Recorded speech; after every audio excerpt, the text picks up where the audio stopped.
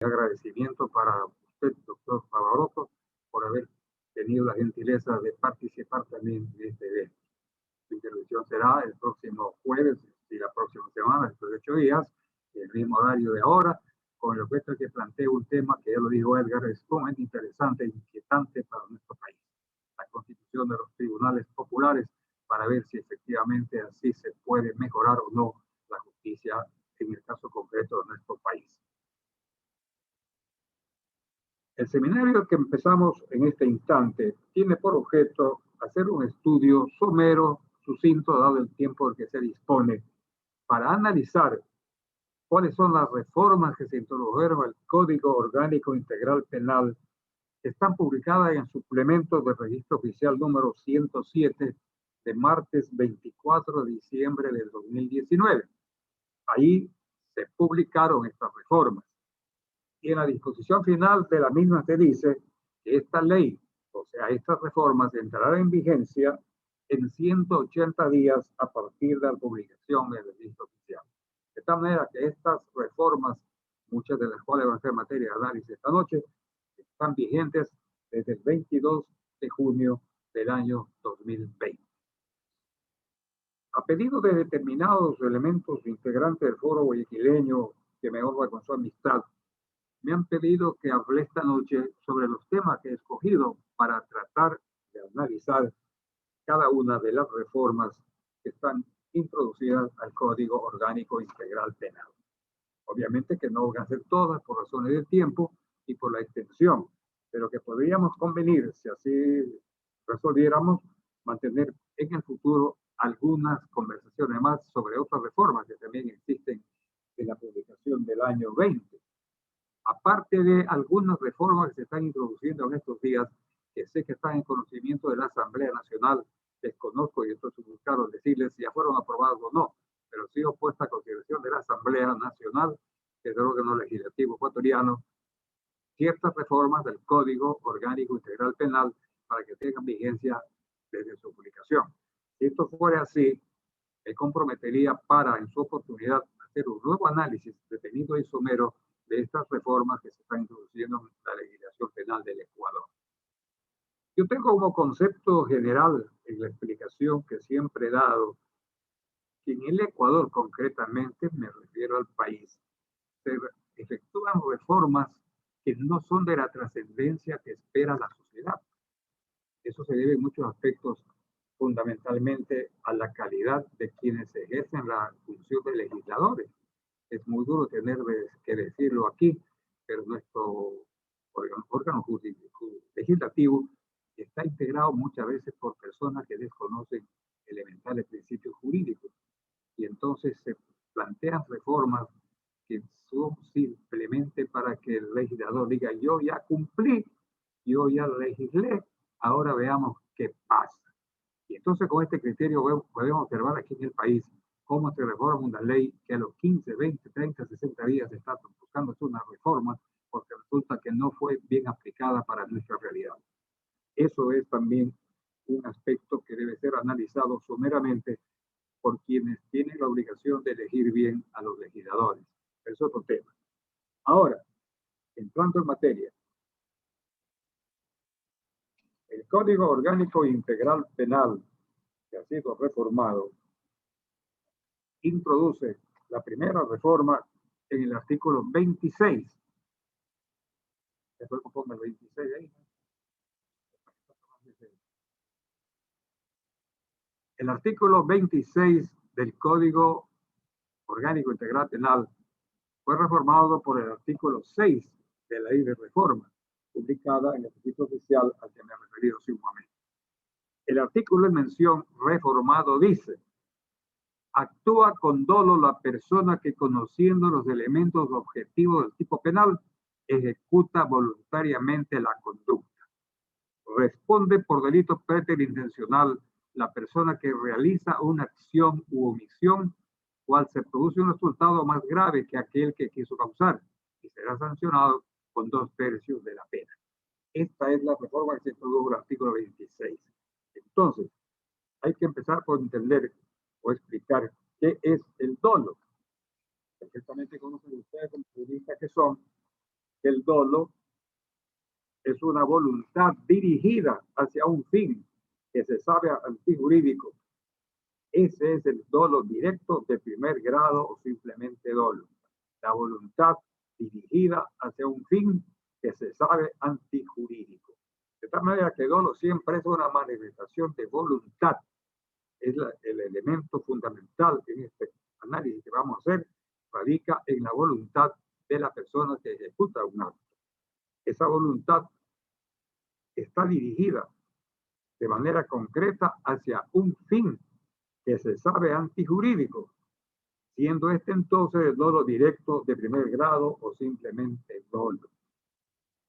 Hay lo que la doctrina conoce con el nombre de dolo directo de segundo grado. ¿Cuándo existe dolo directo de segundo grado? Cuando el agente, el sujeto activo del delito, quiere obtener un resultado dado y se representa la probabilidad, que es casi certeza, de que su acción provoque otro resultado mayor que realmente querido por él, y que pese a esa representación no desiste de ejecutar su acción, aceptando el riesgo mayor que queda incorporado a su actor finalista. Este es el denominado dolo directo de segundo grado. Repito, existe el dolo directo de segundo grado cuando el agente obtiene un resultado o quiere obtener un resultado dado y se representa de antemano la probabilidad, la posibilidad, que es casi certeza, de que su acción provoque otro resultado mayor que el que realmente quiso, y por él esa representación no desiste de ejecutarlo, acepta el riesgo mayor que queda incorporado a su actor finalista. Creo que está clara el concepto de lo que es el dolo directo en segundo grado.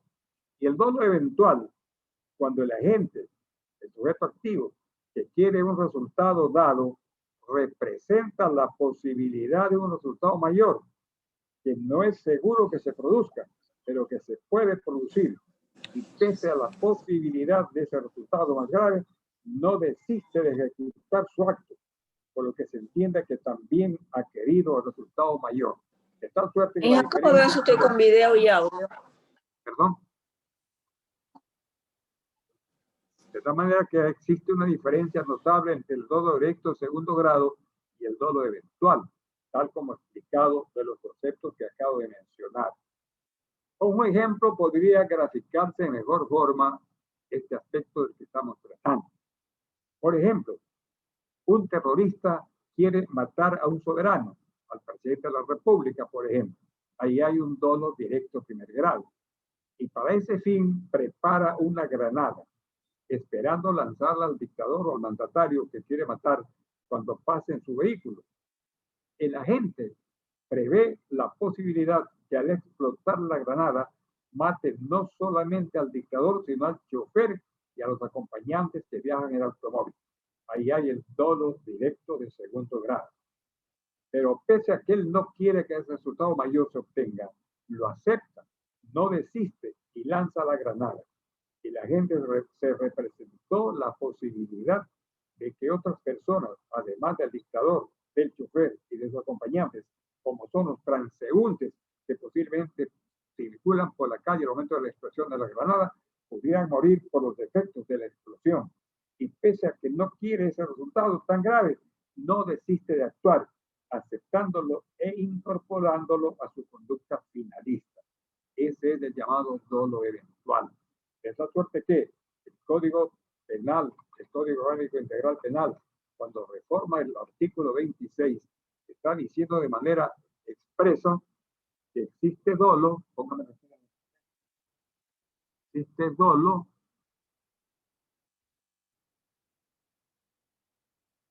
cuando la persona que conoce los elementos objetivos del tipo penal ejecuta voluntariamente la conducta. Es decir, que hay la voluntad manifiesta, expresa de la gente de cometer ese acto a sabiendas de la peligrosidad y los resultados que pueden originar un delito que él desea que se ejecute. Dolo, actúa con dolo la persona que, conociendo los elementos objetivos del tipo penal, ejecuta voluntariamente la conducta. Se supone entonces que la gente debe conocer cuáles son los elementos objetivos del tipo penal. Y aquí viene una gran discusión teórica porque se sostiene y se afirma que puede darse la figura de que la gente desconozca cuáles son los elementos objetivos del tipo penal y que sabe solamente que quiere causar un resultado, la muerte, la lesión de alguien, por ejemplo, desconociendo cuáles son los elementos objetivos del tipo penal. Y entonces hay margen para que él, en su defensa, podría decir que actuó con dolo, sí, pero sin conocer los elementos objetivos del tipo penal. Esta es una crítica que se hace a esta reforma introducida por el Código Orgánico Integral Penal en el artículo 26, que queda para criterio y examen de quienes tengan interés en comentar posteriormente esta posible interpretación que se puede dar al artículo 26. Y la reforma que avanza en el 26 dice que responde por delito preterintencional la persona que realiza la acción u omisión que produce un resultado más grave que aquel que quiso causar y será sancionado entonces con una pena de 2/3 de la misma. El delito es intencional, inintencional y preterintencional. El delito puede causarse por acción o por omisión. Por acción, cuando existe la intención positiva de, mediante el ejercicio de un acto, ocasionar resultados dañosos o peligrosos. Y la omisión, cuando se deja de hacer aquello que jurídicamente se debe hacer con el objeto de, con ese dejar de hacer, obtener resultados dañosos o peligrosos. Ahí surge entonces la diferencia entre el delito al que nos venimos refiriendo.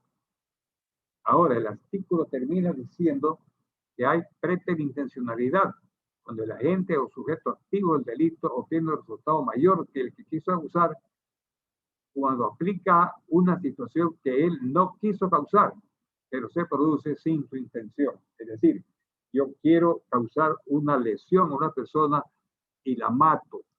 Ahí se responde por resultado. Pero se puede argumentar que la intención de esa persona fue la de no matarla, sino de herirla.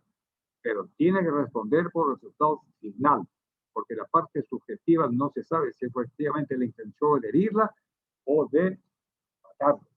Pero en todo caso existe preterintencionalidad cuando el agente activo obtiene un resultado mayor que aquel que él quiso causar con el acto que ejecutó. Por lo tanto, el dolo es el conocimiento del hecho más la voluntad de resultado. Conocimiento del hecho más voluntad respecto del resultado. Existe el conocimiento de lo que va a hacer. Con lo que explicamos del delito de primer grado, segundo grado y eventual, surge el conocimiento del hecho que él tiene, más la voluntad respecto del resultado. Que entonces ya para que repetidamente cuando se produce ese resultado, se fue previsto por él, no querido por él, o querido por él en una parte, pero a sabiendas de que puede producirse un resultado más grave, como expliqué con el caso del ejemplo del terrorista que lanza una bomba, una granada. Jiménez de Azúa, el tratadista que conocemos todos, dice que el dolo es la producción del resultado típicamente antijurídico con la conciencia de que se está quebrantando el deber, con conocimiento de las circunstancias de hecho y del curso esencial de la relación de causalidad que existe entre la manifestación humana y el cambio en el mundo exterior, con la voluntad de realizar la acción o con la representación del resultado que se requiere. Este es un concepto que nos da Jiménez de Azúa en lo tocante a lo que debo entender por dolo. El dolo, dice, es la producción de resultados típicamente antijurídicos con la conciencia de que se está quebrantando el deber, con conocimiento de las circunstancias de hecho y del curso esencial de la relación de causalidad existente entre la manifestación humana y el cambio en el mundo exterior, con la voluntad de realizar la acción o con representación del resultado que se requiere. Esto entra en el terreno de la causalidad. No hay un efecto sin causa. Entonces, el efecto que quiere producir el agente es un resultado dañoso o peligroso, y la causalidad es la que hace que él ejecute todos los pasos necesarios para llegar a la consumación de la infracción que pretende cometer, o que deje de hacer aquello que obligatoria y jurídicamente está obligado a hacer, pero que tiene por objeto que esa omisión, ese dejar de hacer, produzca el resultado dañoso o peligroso que pretende cometer. Este artículo 26, entonces, reformado del Código, trata algo que no tenía el anterior Código, en forma concreta definiendo qué es el dolo, dando el concepto de dolo y estableciendo que, aparte de esto, plantea claramente que se responderá por delito preterintencional cuando la persona que realiza una acción u omisión la produce un resultado más grave que aquel que quiso causar, en cuyo caso la pena será de 2/3 de la pena principal. Es decir, si el delito se produce por algo que él no quiso, pero que el resultado es mayor, la pena deberá ser aplicada únicamente en la proporción de los 2/3 de la pena aplicable para ese caso. Así podríamos entonces analizar de forma somera y rápida este aspecto relacionado con el artículo 26 del Código Orgánico Integral Penal. Otro artículo que fue reformado por el Código Integral Penal, en el Código Integral Penal, en la reforma del año 2020, publicada en junio de 2020, es el que se refiere a la instigación al suicidio. Es el artículo 154, número 1, que fue agregado por el artículo 32 de las reformas publicadas en el Registro Oficial 107 del 24 de diciembre de 2019. Este artículo 32 de la reforma modifica el 154 número 1 diciendo: instigación al suicidio será sancionado con pena privativa de la libertad de 1 a 3 años la persona que induzca o dirija mediante amenazas concretas, consejos, órdenes, retos, por medio de cualquier tipo de comunicación verbal, física, digital o electrónica existente a una persona a que se provoque daño a sí misma o ponga fin a su vida, siempre que resulte demostrable que dicha influencia fue determinante al resultado dañoso. Esto está considerado en el artículo 154, numeral 1, instigación al suicidio. Todos sabemos que el suicidio es el poner fin a la vida de una persona por mano propia. Se suicida la persona que por su propia voluntad quiere desaparecer del escenario de la vida. El artículo 363 del Código Orgánico Integral Penal vigente dice: instigación. Instigación. La persona que públicamente instigue a cometer un delito contra una persona o institución y no puede ser considerada legalmente como copartícipe, será sancionada con pena privativa de libertad de 6 meses a 2 años. Es el concepto que da el Código Orgánico Integral Penal respecto a la instigación en general. Cuando la persona que públicamente instigue, empuje, incite a otra persona para que cometa un delito contra una persona o institución. Aquí no se trata de instigación al delito, de instigación al suicidio, sino de instigación a que cometa otro tipo de delito contra una institución o una persona, y que no puede ser considerada realmente como coparticipante, es decir, que quien instiga no participa en la comisión del delito, por lo tanto no tiene la calidad de copartícipe o cómplice, sino que se queda en la instigación, en la insinuación, para que cometa ese tipo de delito. Ahí será sancionada con una pena privativa de libertad de 6 meses a 2 años. ¿Por qué hago relación al artículo 363 del Código Orgánico Integral Penal? Porque ahí ya se plantea qué es la instigación.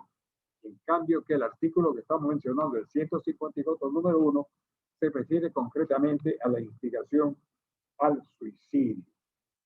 De la instigación al suicidio se habla de la persona que instiga, empuja, induce a otra a que se elimine de la vida, desaparezca, a que se mate. Entonces, existe la instigación siempre que esa insinuación, esa sugerencia haya tenido tal razón para que se produzca el suicidio de esa persona.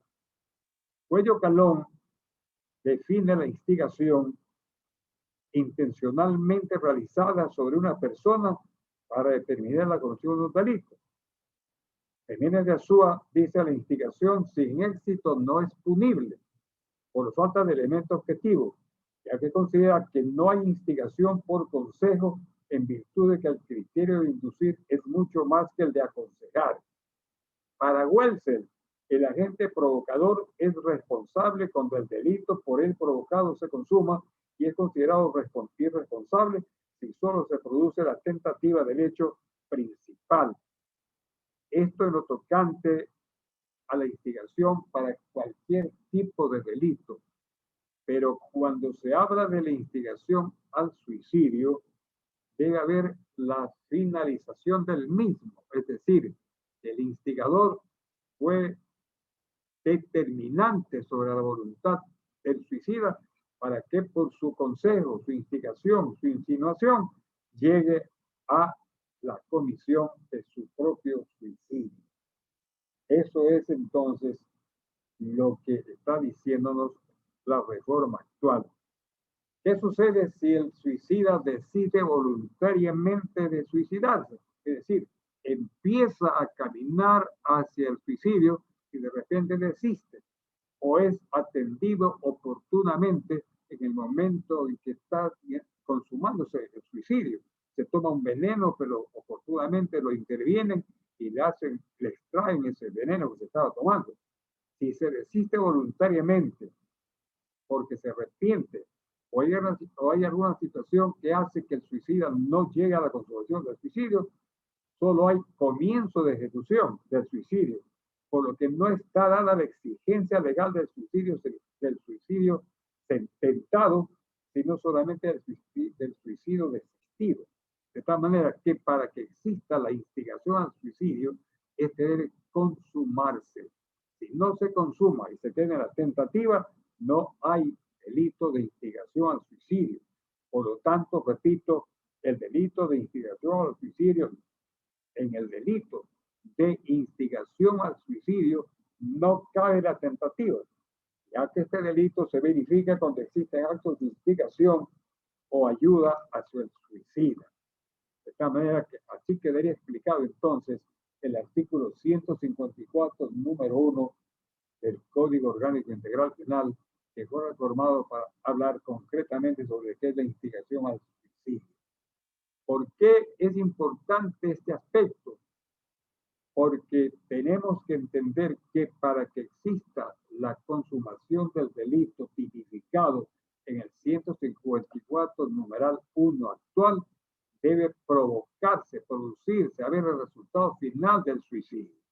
Repito entonces, si el suicida desiste, empieza a practicar el acto de suicidarse, pero se arrepiente o es ayudado por alguien para que no se suicide, quien lo instigó no puede ser considerado como autor de delito de instigación al suicidio, porque no cabe la tentativa del suicidio, y entonces quedaría la conducta del instigador como una conducta que no pudo provocar el resultado final del suicidio, que era lo que él buscaba cuando quiso que esta persona se suicide.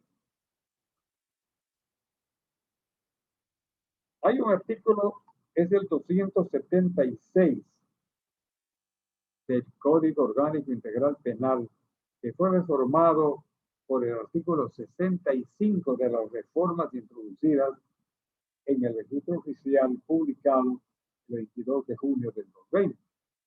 Es el que se refiere a la omisión de denuncia en razón de la profesión, cargo u oficio. El artículo reformado dice: omisión de denuncia en razón de la profesión, cargo u oficio.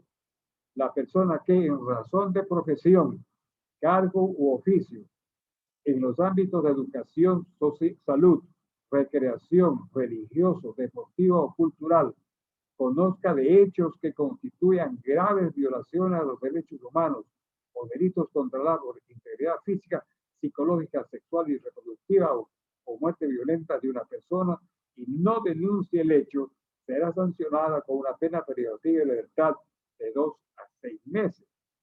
Si la omisión es por parte de quien sea el propietario, responsable o representante legal de la institución pública o particular, se aplicará el máximo de la pena, es decir, 6 meses. Si la omisión se produce sobre delitos contra la integridad física, psicológica o sexual de niños, niñas y adolescentes, se aplicará el máximo de la pena aumentada en 1/3, 6 meses más 1/3. Aquí en la parte final, no se podrá alegar secreto profesional u objeción de conciencia para justificar la falta de denuncia. ¿Por qué me pidieron que analice esta reforma? Porque aquí trata 2 aspectos: la omisión de la denuncia en razón de la profesión, cargo u oficio, y que no se podrá alegar secreto profesional y objeción de conciencia para justificar la falta de denuncia. En el artículo que estamos mencionando, se habla de la omisión de denuncia en razón de la profesión, cargo u oficio. Es decir, un profesional o quien ejerza cargo o algún oficio que en razón de esa misma profesión, cargo o oficio, en los ámbitos pertinentes de educación, salud, recreación, campos religiosos, campo deportivo, cultural, conozca de hechos que constituyan violaciones a los derechos humanos o delitos contra la integridad física, psicológica, sexual y reproductiva o muerte violenta de una persona y no denuncie el hecho, será sancionada con la pena privativa, repito, de 2 a 6 meses. ¿Qué hay aquí? La obligación por parte del profesional de quien es el caso público, porque la ley avanza y dice que si la omisión es por parte de quien sea el propietario, responsable o representante legal de la institución pública, también se le aplicará a esta persona el máximo de la pena establecida en la ley. Hasta aquí la cosa es clara. No se permite entonces que por concepto alguno se quede en el silencio la comisión de una infracción concretamente relacionada contra derechos humanos, delitos contra la integridad física, psicológica, sexual, reproducción o muerte de una persona. Existe la obligación jurídica por parte del profesional, de la persona que tiene a su cargo una entidad pública o de un oficio, de denunciar la comisión de este tipo de delitos. La parte que interesa para el comentario es la parte final del artículo reformado, cuando dice, no se podrá alegar secreto profesional y objeción de conciencia para justificar la falta de denuncia. Y aquí es donde entra el análisis que me permito hacer a continuación. ¿Qué se entiende por objeción de conciencia? Por objeción de conciencia se entiende la actitud de quien se niega a obedecer una orden de la autoridad o un mandato legal invocando la existencia en su fuero interno de una contradicción entre el deber moral y el deber jurídico, a causa de una norma que le impide asumir el comportamiento prescrito, dice quien opina a este respecto. La objeción puede basarse en particulares convicciones filosóficas, religiosas, morales, humanitarias o políticas y venir referida a conductas de muy variada naturaleza: la guerra, la violencia, el juramento, el servicio militar, etc. De tal manera que no cabe hablarse de la obligatoriedad de denunciar la comisión de infracción si es que se pretendiera, como dice en la parte final del artículo que estamos analizando, que esa persona pueda alegar un secreto profesional y objeción de conciencia para no presentar la denuncia. Porque lo que estaba mencionando es la lucha interna que se produce en esa persona cuando tiene un compromiso religioso o de otra naturaleza para no dar a conocer lo que ha sucedido. Le ponía el caso una persona con muchos problemas, que era un sacerdote, me decía, si alguien se acerca al acto de la confesión, que es mi profesión, y me declara y denuncia que ha cometido un delito, lo que está mencionándose aquí, yo no podría salir a denunciar que esta persona que se confesó conmigo, diciendo que se confesaba el acto del religioso, es entregar a un sacerdote los pecados que ha cometido, para yo salir a denunciar que esa persona cometió ese delito, porque eso sería atentatorio contra mi objeción de conciencia. Yo dejo aquí planteado para la consideración de ustedes hasta qué punto puede jugar esta objeción de conciencia para que la persona no denuncie el tipo de delito que está integrado, constituyéndose el Código Orgánico Integral Penal, argumentando que por razones de conciencia está impedida de denunciar a la autoridad la comisión de infracción.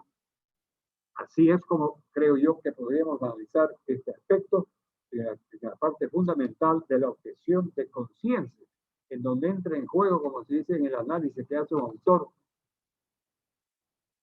la cuestión religiosa, la cuestión política y de otra naturaleza que hace que esa persona se vea obligada a mantener ese secreto por el compromiso que ha adquirido para consigo mismo en relación de la propia profesión que ejerce.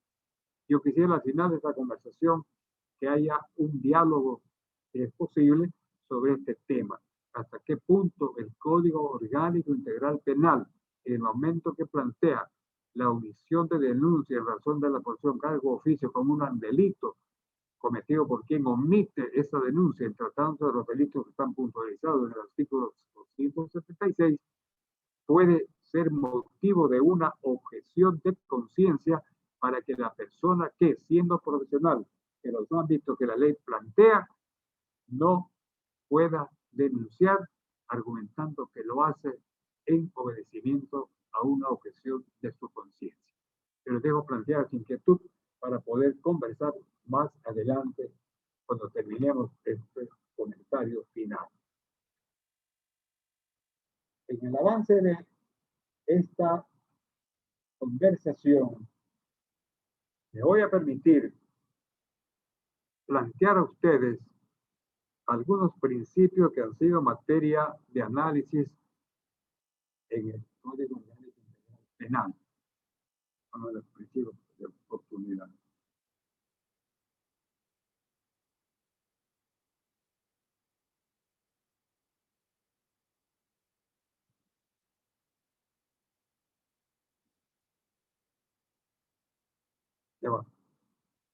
Es lo que se refiere al principio de oportunidad. Está agregado a un final del párrafo respectivo en el artículo 74 de las reformas al Código Orgánico Integral Penal. El artículo 412 dice, el fiscal podrá abstenerse de iniciar la investigación penal o desistir del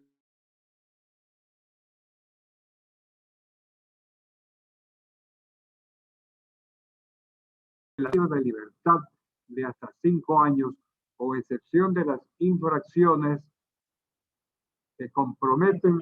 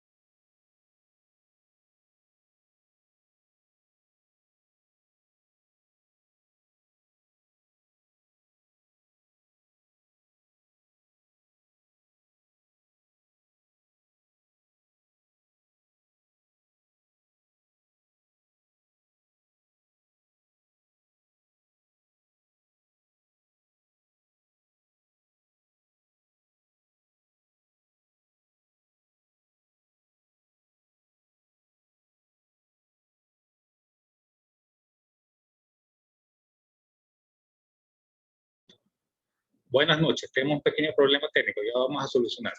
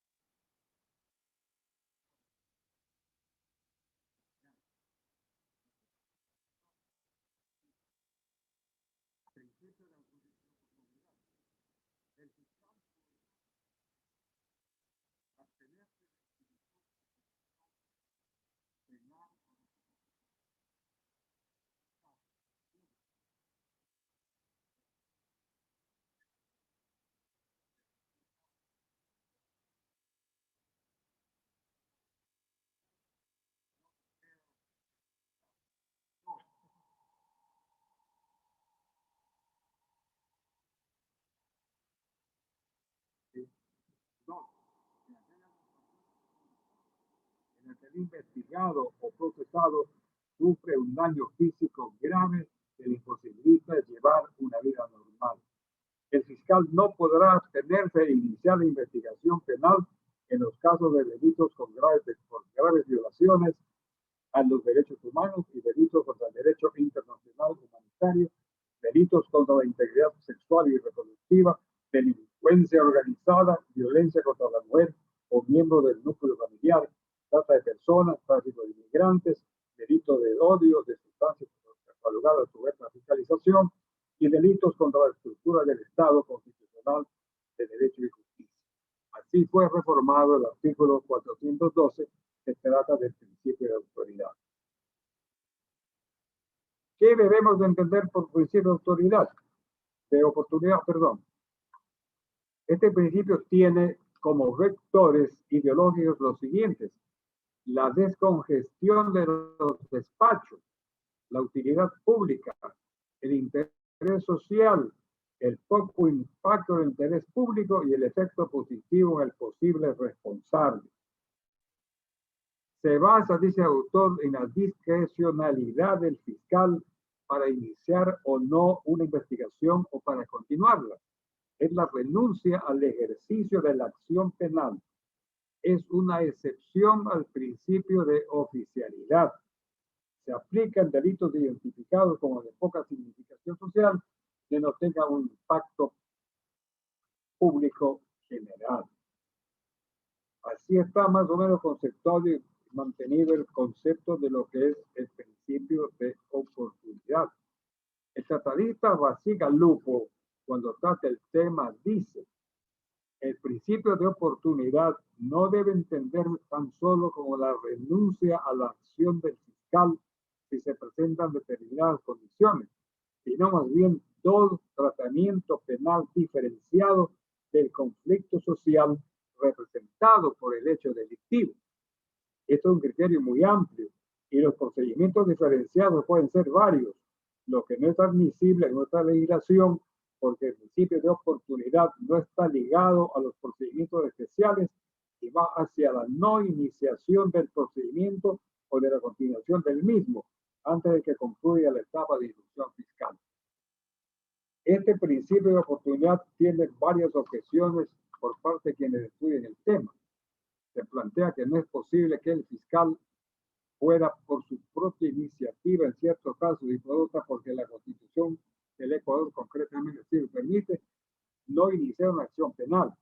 En el caso concreto del Ecuador, tenemos que el artículo 195 de la Constitución vigente dice que la Fiscalía dirigirá de oficio o a petición de parte la investigación procesal y preprocesal penal. Durante el proceso ejercerá la acción pública con sujeción a los principios de oportunidad y mínima intervención penal, con especial atención al interés público y a los derechos de las víctimas. De haber mérito, acusará a los presuntos infractores ante el juez competente e impulsará la acusación en la sustanciación del juicio penal. De tal manera que la Constitución Política del Ecuador, en el artículo 195, está permitiendo la aplicación del principio de oportunidad, mediante el cual le faculta el Código Orgánico Integral Penal a aquel fiscal, si desea, no inicie una causa penal o que pueda no continuarla a criterio de que no existen elementos para eso.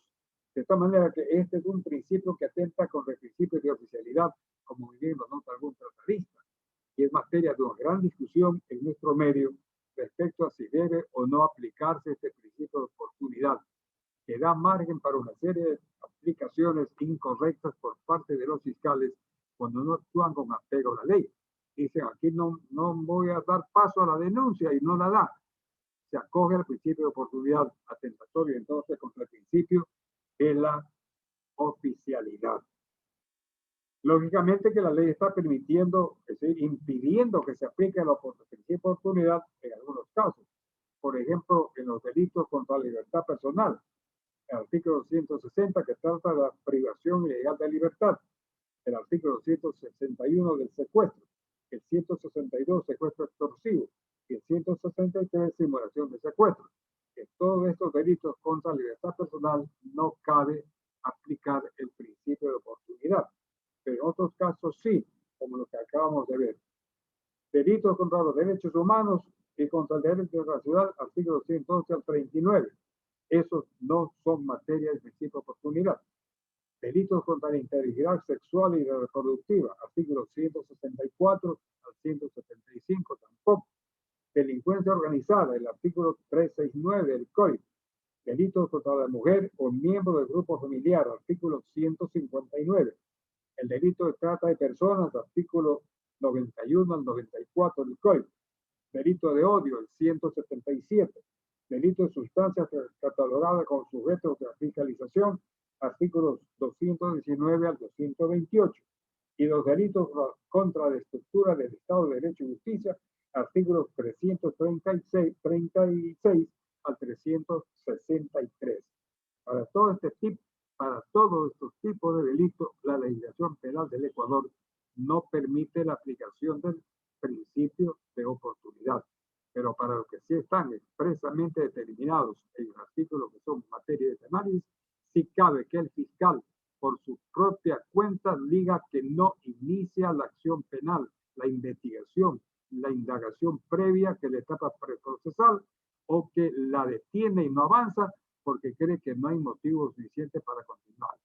Esta es una cuestión que queda a criterio del fiscal, lo cual no está bastante bien visto en nuestro medio jurídico porque da margen a una serie de aspectos de incorrección por parte del fiscal que, cogiendo desde este principio, puede dejarle continuar una causa o de abstenerse e iniciar.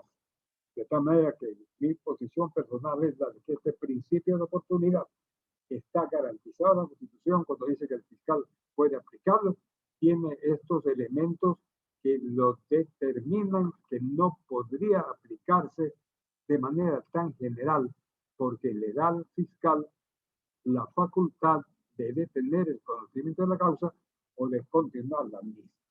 También yo quisiera oír comentarios de ustedes al terminar la conversación que tengo aquí para ver qué opinión tienen respecto a si debe o no aplicarse el principio de oportunidad en la forma forma en que lo plantea el Código Orgánico Integral Penal en la reforma últimamente introducida a la que me vengo refiriendo.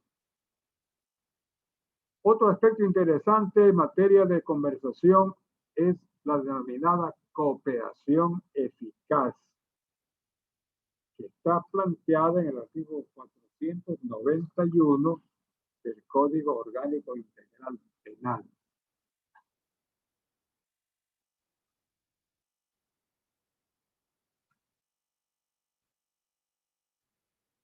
¿Qué es la cooperación eficaz? Es una institución jurídica que está en permanente debate en el Ecuador y también en otros países. Se dice que surge por la debilidad de la Fiscalía para investigar casos como últimamente conocidos en nuestro medio, que son casos de corrupción, en los cuales están involucradas compañías extranjeras que sobornaron a funcionarios públicos para obtener contratos de obras públicas con grandes ganancias para quienes ahí intervinieron. La cooperación eficaz está contenida en el artículo 491 del Código, que dice lo siguiente: entenderá por cooperación eficaz el acuerdo de suministro de datos, instrumentos, efectos, bienes, informaciones precisas, verídicas y comprobables que contribuyan necesariamente al esclarecimiento de los hechos investigados o permitan la identificación de los responsables o sirvan para prevenir, neutralizar o impedir la perpetración o consumación de otros delitos de igual o mayor gravedad, así como la información, esta es la parte que modifica y reforma, así como la información que permita identificar el destino de bienes, dinero, fondos activos, beneficios que sean el producto de actividades ilícitas. La cooperación eficaz, entonces, contemplada en el artículo 491 del COIP, se caracteriza por ser una institución jurídica que, estando en permanente debate aquí y en otras partes del mundo, tiene por objeto tratar de buscar a los autores intelectuales de determinados tipos de delitos, de manera especial de los delitos de corrupción que tanto están ahora presentes en todos los países del mundo. Mediante la cooperación eficaz se pretende obtener indicios y evidencias que permitan justificar en la fase de instrucción el cometimiento de delitos que serán imputados en la audiencia de juicio. La cooperación eficaz tiene diversos nombres. En Brasil se llama la delación premiada, en Argentina la ley de los arrepentidos.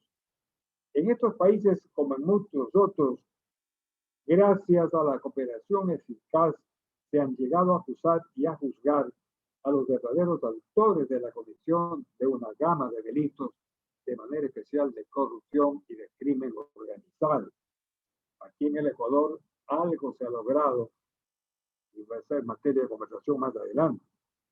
Alrededor de este tema, cabe mencionar lo que el tratadista Claude Roxin trata en su tratado, cuando estima que gracias a la cooperación eficaz se ha logrado dar con los autores intelectuales del delito que se investiga. En las mafias y en los delitos de corrupción siempre están detrás, por lo cual al hombre que así actúa detrás se lo llama el hombre de atrás. En los delitos de corrupción, de crimen organizado, en las mafias siempre existe el hombre de atrás, el intelectual, el que manda a que se cometa un delito determinado. Surgen y aparecen entonces los autores materiales de la comisión de legislación, pero queda en la penumbra vaga, como se dice por acá, el autor intelectual. Él se esconde y después dice: yo no fui, yo no tuve participación en ninguna naturaleza. De tal manera que mediante la cooperación eficaz se está obteniendo que quienes participan materialmente, si es que colaboran eficazmente con indicios ciertos, probados, de que lo que él afirma es la verdad, y dice: yo cometí o cometimos esta infracción por orden y mandato de fulano tal, que fue quien nos dijo que lo cometiéramos, esa cooperación eficaz surge gran efecto para dar con el hombre atrás y poder determinar entonces al verdadero autor intelectual que hasta este momento permanecía oscuro, escondido. Este sistema tiene un antecedente. Se empleó en el Imperio Romano con la llamada Lex Cornelia de Sicari Beneficis para proteger al colaborador que entregaba información a la justicia para indicar a los jefes de una organización delictiva en la que participó el colaborador ya como autor o como cómplice. Lex Cornelia de Sicaris Beneficis del Imperio Romano. Allá se remonta entonces esta institución denominada ahora cooperación eficaz. Desde ese momento, el Imperio Romano, con la Lex Cornelia de Sicaris Beneficis, se protegía al colaborador que entregaba la información a la justicia para, mediante ella, indicar a los jefes de una organización delictiva en la que participa el colaborador, ya como autor o como cómplice. Y gracias a esta ley, pues aquí en el Ecuador concretamente, y en muchas partes en Brasil, y no sé si en Argentina, creo que sí también, se ha logrado establecer a los verdaderos actores intelectuales de una comisión del delito de corrupción que tiene tan avergonzada a la humanidad. Pero es indispensable destacar que la información debe ser verdadera y contrastada por el fiscal, que es ante quien se tramita la cooperación eficaz. El fiscal deberá, en nuestro país, ante el Tribunal Penal en la audiencia de juzgamiento, determinar que la cooperación eficaz fue de tal naturaleza que pudo determinarse quién es el autor intelectual de esa comisión del delito. Entonces se requiere que el informante, el colaborador, le brinde al fiscal, que es ante quien comparece, para de manera eficaz dar una verdadera relación de los hechos en materia del delito que se investiga. Información que debe ser contrastada por el fiscal, que es ante quien se tramita, repito, la cooperación. Y no solamente contrastada, sino probada. Por eso es que la cooperación eficaz queda en reserva para el conocimiento exclusivo del fiscal, que le dice posteriormente al juez que a su criterio de la cooperación eficaz prestada por el procesado, se llega a la conclusión de que fulano tal es el hombre de atrás. Hay tratadistas que consideran que el procedimiento eficaz violenta el principio que establece que es prohibida la autoincriminación, tal como lo dispone el artículo 77, numeral 7, letra C de la Constitución Política de la República. Repito, el artículo 77, numeral 7, letra C de la Constitución de la República, que dice textualmente lo siguiente. Artículo 77, numeral 7, letra C. Nadie podrá ser juzgado, nadie podrá ser forzado a declarar en contra de sí misma sobre asuntos que puedan ocasionar su responsabilidad penal. Aquí puede argumentarse tranquilamente que la Constitución dice que nadie puede ser forzado a declarar en contra suya, pero nadie le impida que voluntariamente declare algo que va a permitir que su cooperación pueda ser de tal naturaleza eficaz que dé con el autor intelectual de la infracción. De tal manera que esta institución de la cooperación eficaz tiene mucha importancia, sobre todo en este momento, en donde están buscando autores intelectuales que hasta hace poco no aparecieron. Lo que sí puede motivar un comentario es el hecho de que el artículo 493 del Código Orgánico Integral Penal trata de las rebajas que deben imponerse a la persona que colabora eficazmente en el caso que estamos hablando. Y el artículo 493 determina que puede la persona que ha cooperado eficazmente llegar a obtener una rebaja de hasta el 90% de la pena que se le impondría si no hubiera colaborado eficazmente. Esto, por ejemplo, sí constituye un motivo de alarma.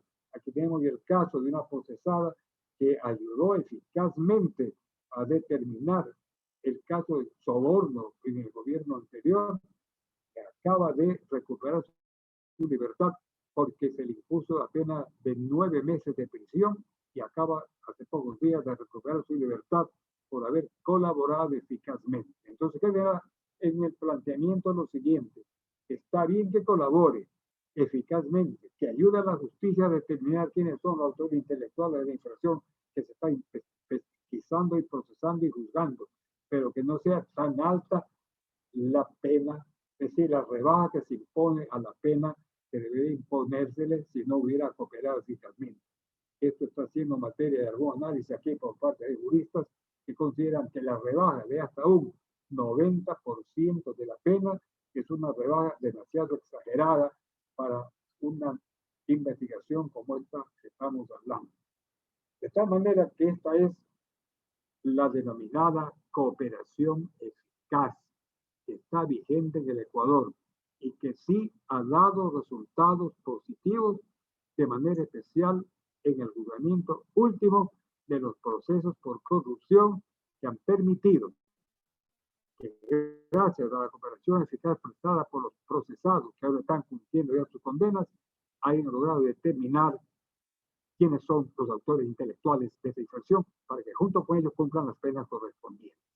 Lo que queda en duda es lo que se ha planteado aquí, que hay casos en los cuales el tipo cooperó eficazmente ante un fiscal, pero que este fiscal, por razones que hasta este momento no logran determinarse, no entregó al juez esa cooperación eficaz, y este sujeto que cooperó eficazmente no logró de las rebajas que la ley le permitiría haber obtenido. Esto lo han dicho los abogados, los procesados, que dijeron que su patrocinado cooperó eficazmente, en forma tal que dijo la verdad, pero que por razones que lo desconocen, el fiscal no dio esa cooperación eficaz a conocimiento del juez, y entonces su cliente fue condenado por el máximo de la pena sin que se haya dado paso a lo que pudo haberse obtenido como rebaja como consecuencia de la cooperación eficaz. Esto queda en el terreno de la duda. Puede ser una cuestión afirmativa de los abogados, pero si fuera verdad, habría que examinar por qué el fiscal se quedó con esa cooperación eficaz y no la hizo conocer al juez para que sea él el que tome la decisión de una pena que la insinúa el propio fiscal imponérsela cuando llegue el momento del juicio en la audiencia correspondiente. Esta sería una inquietud que podríamos considerarla como vital para determinar si conviene o no mantener así la cooperación eficaz. Yo me pronuncio en esta conversación que tengo con ustedes, tengo el honor de mantener este diálogo con ustedes, que esta cooperación eficaz sí ha dado resultados positivos. Y que razón tiene Roxin cuando habla del hombre de atrás, porque siempre hay uno que está atrás, y ese hombre que está atrás ahora ya puede estar adelante y junto con quienes participaron en la comisión de delito como autores o como cómplices. Finalmente, para concluir esta conversación con ustedes, me queda anotar lo que se denomina el procedimiento abreviado, que está en el artículo 635 del Código Orgánico Integral Penal y que fue sustituido por el artículo 98 de la Ley Reformatoria. Este artículo dice: el procedimiento abreviado deberá sustanciarse de conformidad con las siguientes reglas. Las infracciones sancionadas con pena máxima por libertad y hasta 10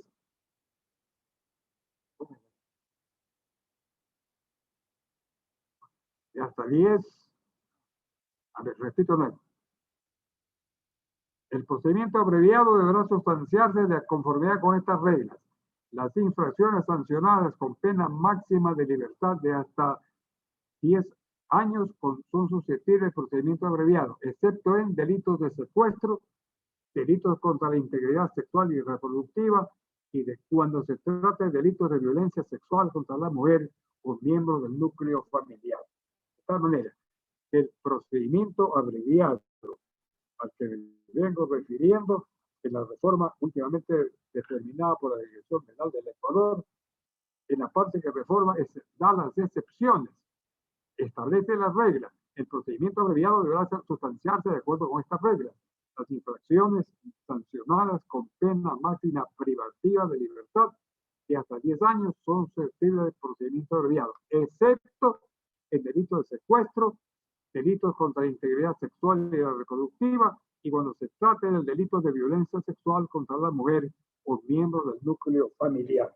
Esa es la reforma que está constando en la última anotación que hago. Delito de secuestro, el artículo 161 del Código. Contra la integridad sexual y reproductiva, artículos 164 al 175. Y cuando se trate del delito de violencia sexual contra la mujer o miembro del núcleo familiar, el artículo 159 del Código Orgánico Integral Penal. Aquí quiero hacer notar las incongruencias que surgen en el momento de aplicar esta disposición. Hay incongruencia en relación con este tema porque es el Tribunal de lo Penal en la audiencia de juzgamiento el que impone la pena. En conformidad con el Código Orgánico Integral Penal, el sistema acusatorio dispone, como ustedes saben muy bien, que es el Tribunal Penal el que impone la pena al infractor en la audiencia de juicio. Pero el procedimiento abreviado es el juez de lo penal quien impone la pena solicitada por el fiscal y que ha sido aceptada por el procesado. Aquí hay una incongruencia en lo tocante al procedimiento, porque la pena está determinada en la ley que debe imponer el Tribunal Penal en la audiencia de juicio. Pero cuando se trata del caso que estamos mencionando, del procedimiento abreviado, es el juez penal, no el Tribunal Penal, el que le impone la pena que ha sido solicitada por el fiscal en una audiencia, como establece el procedimiento penal, en una audiencia en la que él determina la pena que debe imponerse a quien está siendo objeto del procedimiento abreviado y que ha sido aceptada esa pena por el procesado. Este procedimiento abreviado atenta contra el principio de la presunción del estado de inocencia. El artículo 76, numeral 2 de la Constitución de la República dice lo siguiente. Artículo 76, numeral 2 de la Constitución. El artículo 76 dice, en todo proceso en el que se determinen derechos y obligaciones de cualquier orden, se asegurará el derecho al debido proceso que incluirá las siguientes garantías básicas. Numeral 2.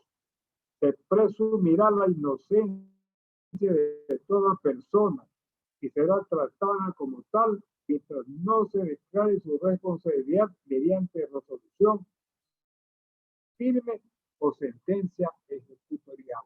En este caso, violentaría, creo yo, esta disposición de la Constitución, de esta disposición constitucional, el artículo 76, numeral 2, porque está dictando una sentencia en condiciones tales que no es lo que el Código Orgánico Integral Penal determina para la aplicación de una pena por parte del Tribunal Penal y no por parte del juez. Por otra parte, en este caso concreto, no se toma en cuenta a la víctima.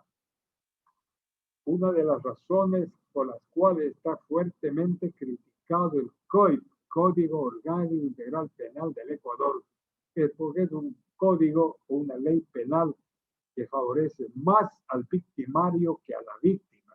Así se lo he dicho públicamente y se han presentado ya reformas, proyectos de reforma a la Asamblea Nacional para que tomen en cuenta también a la víctima y no solamente al victimario en lo tocante a la imposición de la pena y al trámite que se le da en los distintos procesos penales. Aquí no se toma en cuenta a la víctima, no se le hace saber por qué motivo es que se está cumpliendo con el procedimiento abreviado para que se le ponga una pena distinta a la que debe ser impuesto al procesado por el simple hecho de él haber declarado ante el juez, ante el fiscal, la verdad suya y a esta haber sido aceptada por el fiscal para que sea puesta en conocimiento del juez y éste disponga la pena a imponérsela. Esta sería una observación que se puede hacer en lo tocante al procedimiento abreviado. Aquí en el Ecuador se viene haciendo uso de este procedimiento abreviado en forma muy a la ligera. De tal manera que ha habido casos en los cuales en el último momento, ya venciéndose el plazo para que pueda practicarse, se han presentado estas peticiones de procedimiento abreviado, que da lo margen a la persona se le imponga una pena disminuida de acuerdo con lo que establece la ley al respecto, pero repito, sin que se ponga en conocimiento de la víctima, ni se le tome su consentimiento, por lo menos se le haga conocer lo que está pasando con el victimario. Esto creo yo que es algo que debe ser reformado para que por lo menos también la víctima participe en el conocimiento de la tramitación del procedimiento abreviado. Esta es, en grandes rasgos, la exposición que me ha permitido hacer a ustedes en lo tocante a distintos temas vinculados con las reformas introducidas al Código Orgánico Integral Penal. Yo les agradezco la gentileza de haberme escuchado, he pretendido ser claro y he planteado ciertas inquietudes para que puedan ser materia de conversación con ustedes en este lapso de media hora que tenemos para terminar con el horario propuesto dentro de la programación de este webinar. Yo les agradezco mucho, ojalá haya satisfecho la inquietud de ustedes, que perdonan cualquier equivocación que haya tenido, porque somos humanos y nos equivocamos, pero hay intención clara de siempre tratar de superar en el campo que nos ocupa, el campo penal que tanto preocupa a la sociedad. Les dejo a ustedes para que tengan la oportunidad de plantear las preguntas que crean convenientes en lo tocante a los temas que han sido tratados en la tarde de hoy. Muchas gracias.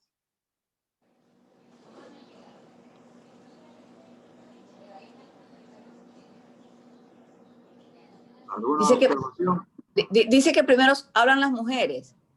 Me parece muy bien. Yo soy feminista.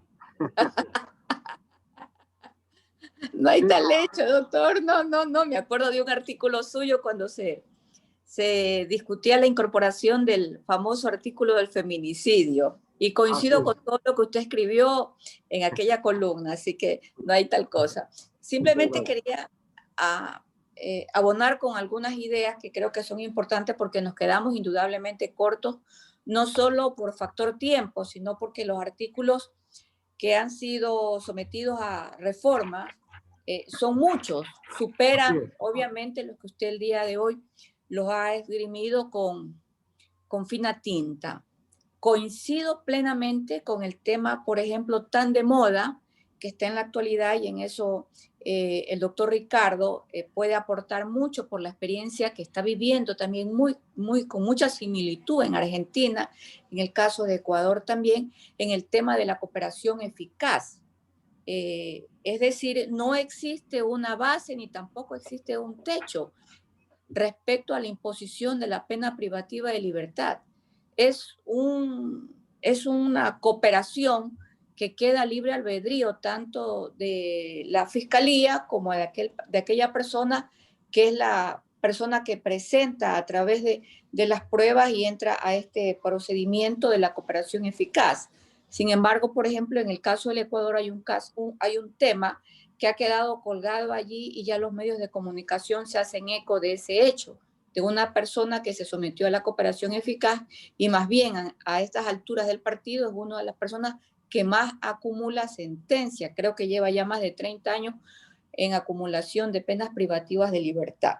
En todo caso, al ser una disposición penal novísima en el caso del Ecuador, creo que sí es necesario incorporar, porque resulta la cooperación eficaz de los casos que estamos analizando y que usted hace pocos momentos lo mencionaba más bien como un premio, es un premio eficaz, resulta en un premio, porque de lo que vemos y de lo que queda de este famoso proceso, se pueden cotejar otros delitos que irían de la mano del principal delito y sin embargo no hay investigación para ello. Es decir, eso sí es importante analizarlo, hasta qué punto la misma Fiscalía se ve sometida en este tema de la cooperación eficaz a priorizar tipos de persecución de delitos. Yo creo que en el caso particular, por la experiencia que estoy viendo y que observamos a diario en el Ecuador, es la lectura que yo traigo a esta cooperación eficaz tan importante y tan mediática, podríamos decir, e importante incluso para el estudio. Eso sobre el tema de la cooperación eficaz, y coincido plenamente con lo que señala en el tema del procedimiento abreviado. Yo creo que allí existe un apresuramiento, sobre todo por parte incluso de la Defensoría Pública, que lo primero que hace para evitar la litigación es someter a la persona al procedimiento abreviado. Es obvio que no va a etapa de juicio, sino que se queda en la primera etapa, que es la etapa ante el juez de garantías penales, quien le impone la pena.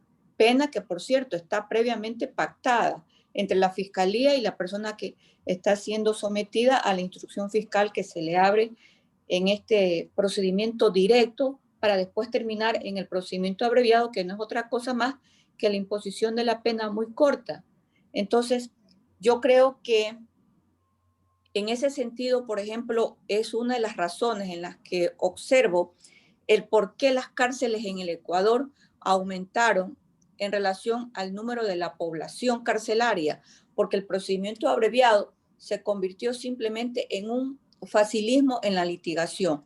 Es la lectura que yo le hago en el caso del procedimiento abreviado. Obviamente, como dice usted, doctor Byron, no va ante el tribunal porque no requiere ir a la etapa de juicio ante el tribunal penal. Quien le impone la pena es el juez, pero es una pena que está previamente pactada. La fiscalía la propone y la persona que está siendo en ese momento procesada y sometida a la etapa de instrucción fiscal que se le abre, porque siempre, para variar, son temas de consumidores de drogas.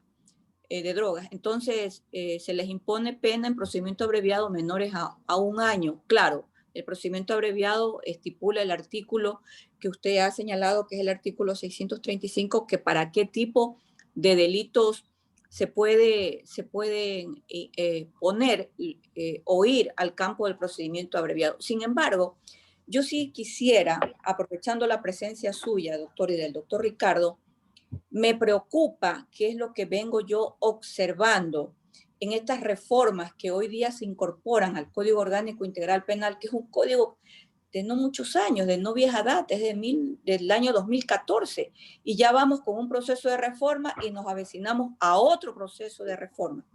Lo que me preocupa es lo siguiente. Este TikTok de ponerle al Código Orgánico Integral Penal a la mayoría de delitos la imprescriptibilidad. La imprescriptibilidad para delitos que incluso las sanciones que estipula el Código Orgánico Integral Penal no superan los 5 años. Es decir, por ejemplo, el delito de cohecho.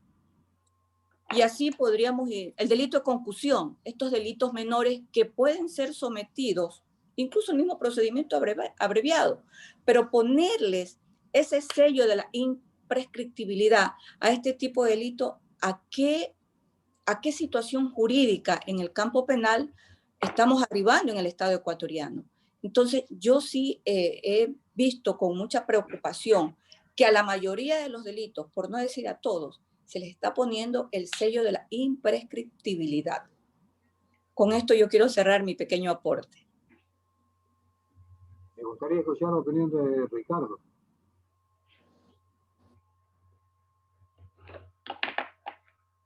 Bueno, en primer lugar, felicitarte, Byron, por la elocuencia, la claridad, la profundidad del análisis jurídico, dogmático, en un conjunto de temas que has planteado que pasan desde la teoría del delito, la configuración del tipo subjetivo, es decir, del dolo, el delito preterintencional, analizado también en el artículo 26, a un tipo particular como la instigación al suicidio, en referencia incluso a la instigación en general a cometer delitos, en el 363, el tema conflictivo, por supuesto, de la omisión de denuncia en razón de la profesión, cargo u oficio, que me parece que también es un tema que se las trae. Voy a simplemente sobre este tema decir brevemente que a partir de ahora, cualquier ecuatoriano que va a hacer una consulta a su médico, no hablemos ya del confesor, sino pensemos en el médico, tiene que saber que el médico no el médico en un hospital o el médico funcionario público, sino que cualquier médico, el médico de confianza, al que uno le va a revelar cuestiones que tienen que ver nada menos que con el derecho a la salud, puede ser mañana su delator. Es decir, esto genera un conflicto muy serio con el derecho a la salud, que el Estado debe propiciar, porque además la Constitución de 2008 propicia el derecho a la salud entre los bienes primordiales del Estado. Bueno, el derecho a la salud se articula entre muchas otras instituciones jurídicas con la preservación del secreto profesional médico. Insisto que no voy a tocar el tema religioso porque claro que es una de las derivaciones posibles, pero lo veo mucho más cotidiano en el tema de la consulta médica. Aquí en Argentina no existe una norma de este tipo. El único médico que está obligado a hacer la denuncia es aquel que es funcionario público, porque en realidad es una obligación genérica de todo funcionario público. La norma lo que dice es que todo funcionario público que en el ejercicio o con motivo de su cargo tomara conocimiento de la realización de un delito de acción pública está compelido a denunciarlo. Pero no así el médico particular, el médico que atiende de manera privada. Digo, en el ámbito de la salud, esto va a tener repercusiones muy delicadas, muy serias. Pensemos en el derecho a la salud de la población, es decir, cualquier persona va a hacerse atender a un médico y tiene que saber, incluso de antemano, porque si no está el riesgo de la autoincriminación coactiva.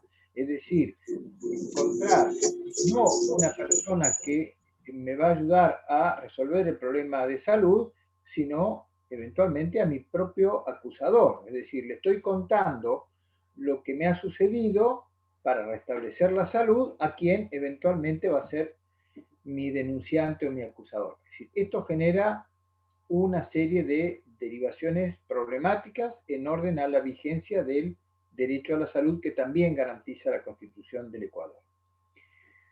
Pero hay 3 puntos o 4 con la incorporación que hace la colega Ivonne sobre la imprescriptibilidad que también me parece que merece un comentario. El primero es en cuanto al principio de oportunidad.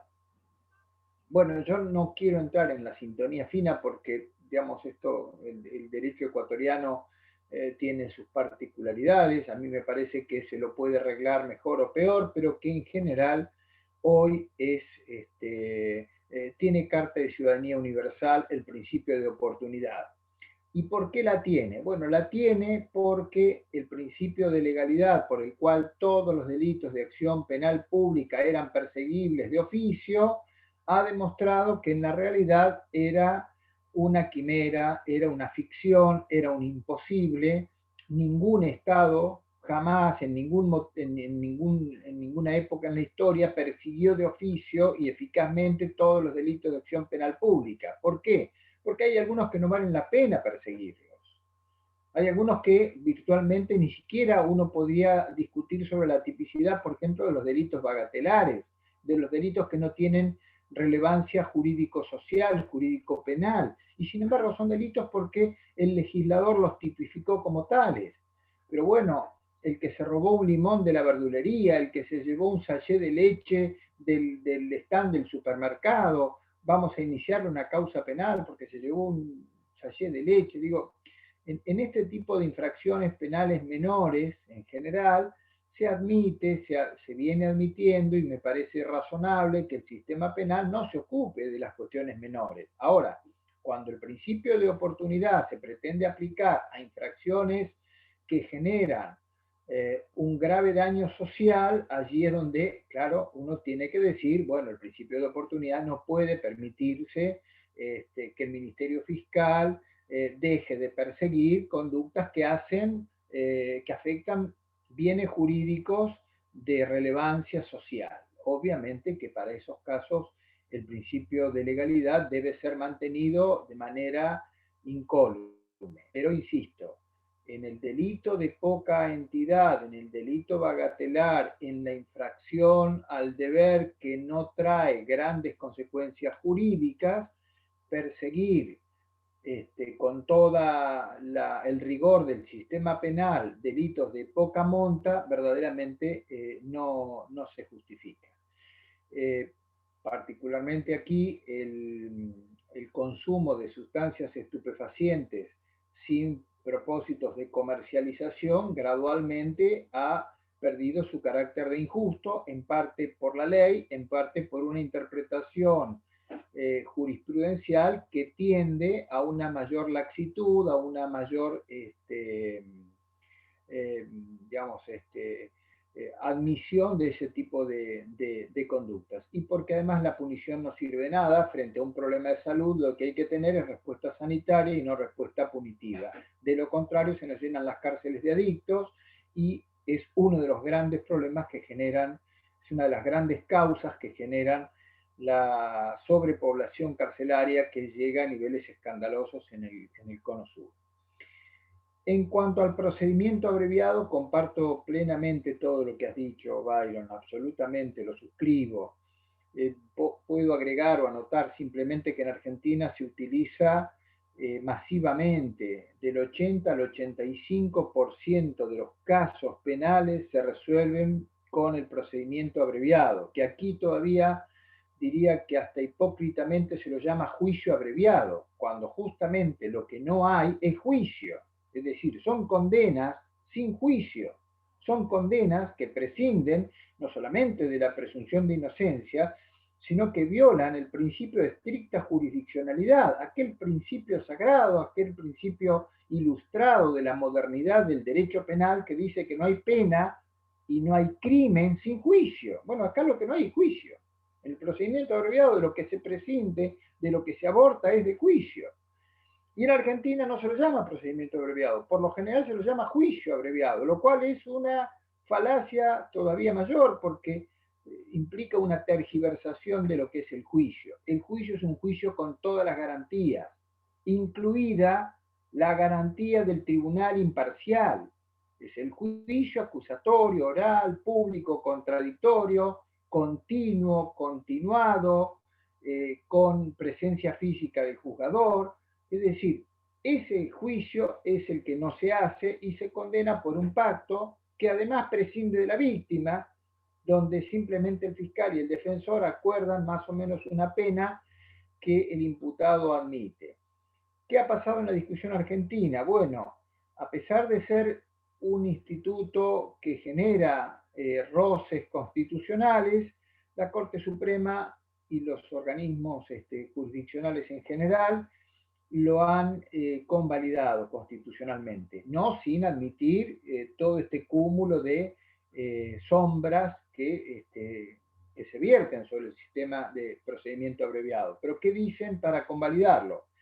Dicen, bueno, pero en definitiva el imputado ha prestado su conformidad, es decir, mediando un consentimiento informado del imputado y su defensa, si él admite la pena es porque admite la culpa, y si admite la pena y admite la culpa, el juicio se torna dispendioso. Estas son las razones que se invocan, son razones de carácter práctico, no estamos en condiciones de poder celebrar todos los juicios penales que el sistema demanda y sería imposible, por otro lado, hacerlo porque si el 80 al 85% se resuelven con procedimiento abreviado, el otro 15-20% que va a juicio común, a juicio oral, es el día de hoy que las agendas están colapsadas, mucho más en la pandemia. Simplemente decir que el procedimiento abreviado merece objeciones de carácter constitucional indudables por la afectación de una serie de principios, pero básicamente sobre el principio de estricta jurisdiccionalidad. En cuanto a la imprescriptibilidad, bueno, me parece que el sistema penal está siendo muy condescendiente con el Estado. La prescripción es un instituto que en definitiva castiga la morosidad del sistema judicial estatal en la impartición de justicia. Es decir, si el Estado, que está obligado a prestar el servicio de justicia, no lo hace en tiempo y forma, bueno, finalmente el perseguido penalmente tiene que ser beneficiado, porque de lo contrario no se puede convivir sine die con la sospecha, con la espada de Damocles de la persecución penal. Ahora, admitir la imprescriptibilidad de las acciones penales que atentan contra el género humano, contra la condición humana, en los delitos de lesa humanidad, en los delitos del derecho internacional de los derechos humanos, está muy bien, uno lo admite, uno lo acepta, creo que es, o que surge del derecho de gentes este criterio de la imprescriptibilidad, pero trasladarlo a los delitos comunes, a los delitos ordinarios, y prácticamente convertirlo en la norma a la imprescriptibilidad, me parece que implica una reversión de lo que debería ser la regla. Y me parece peligroso, me parece muy condescendiente con la inacción o con la inefectividad del Estado. Reservé para el final un comentario breve porque tengo una opinión muy, digamos, tengo muchas reservas con la delación premiada o la cooperación eficaz del artículo 491. Yo te pasaba hace un ratito, Byron, un comentario que no lo hago yo, sino que lo hace Francesco Pagano en el siglo XIX, que dice lo siguiente respecto de la cooperación que puede dar un codelincuente para el esclarecimiento de los hechos ilícitos cometidos.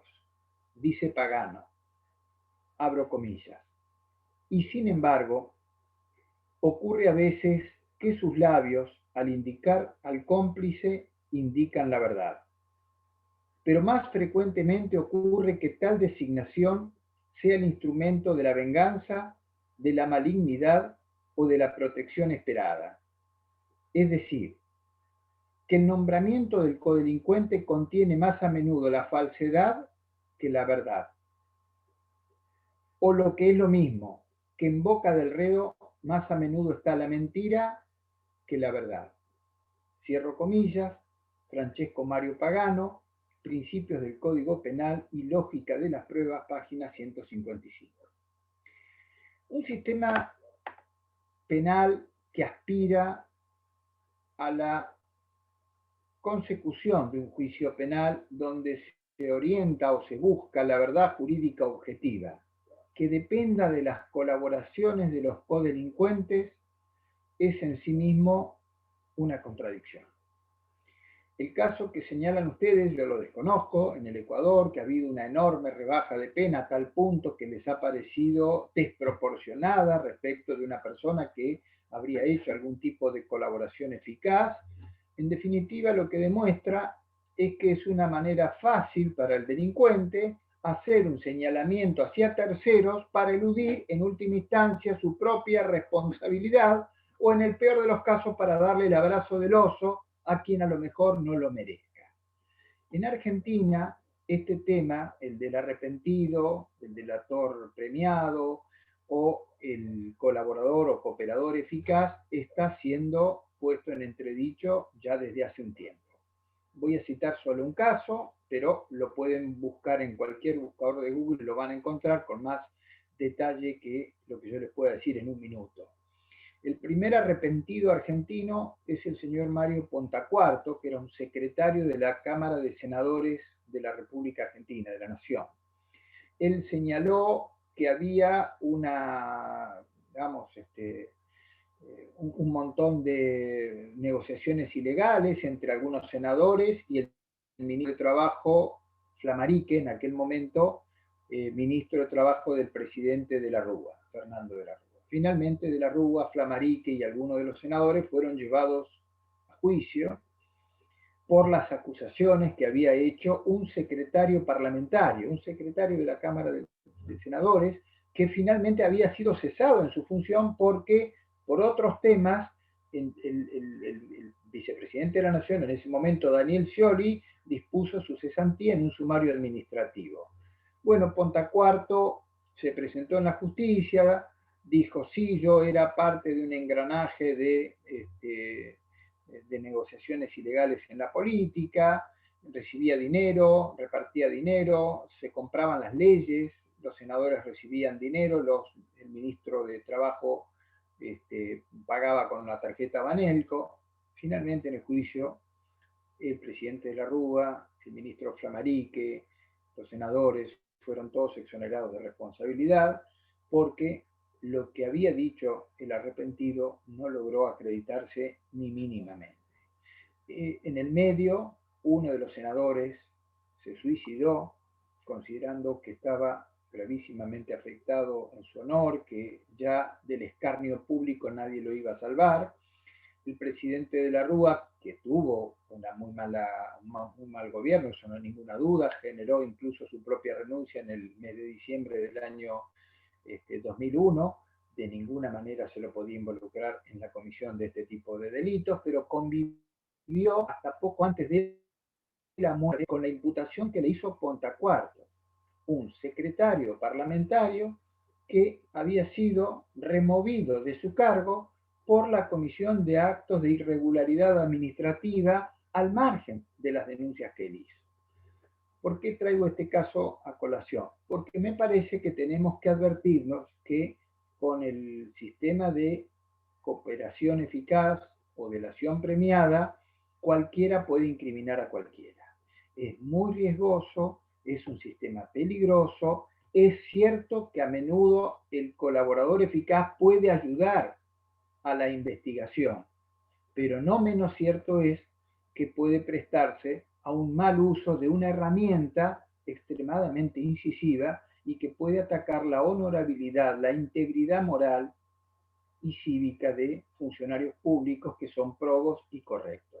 Entonces tengamos mucho cuidado con este instrumento. Habrá que hacer un uso muy medido, muy circunspecto, y si me permiten una opinión, en mi caso perfectamente creo que el sistema penal podría prescindir de un elemento altamente nocivo como es este instituto. Me genera más dudas que certezas. En orden, digo, a la consecución de la verdad jurídica objetiva, creo como pagano que en boca del delincuente más a menudo puede estar la venganza o la mentira que la verdad y el propósito de enmienda y de justicia. Por lo demás, decir que fue muy grato poder verte, acompañarte y desde luego la invitación queda hecha para la semana que viene, que ya vamos a hablar de temas de mi especial interés, como es el sistema de juicio por jurados en Argentina. Desde ya muchas gracias y bueno, y quedamos en permanente contacto. Muchas gracias, Ricardo, por su intervención. ¿Alguna cosa, Ivonne? No, doctor. Todo muy bien. Muchas gracias a los dos, siempre. Gracias por la invitación. No, gracias por haber aceptado estar con nosotros. Ricardo, que Un pase honor. bien. Igual, doctor. Nos vemos el próximo jueves a las 6 de la tarde, entonces, ¿no? Sí, doctor, por supuesto. De Ricardo como el orador de fondo. Muy bien. Nos vemos el jueves que viene. Muchas gracias. Lo veremos al doctor Ricardo. No. Gracias. Buenas tardes.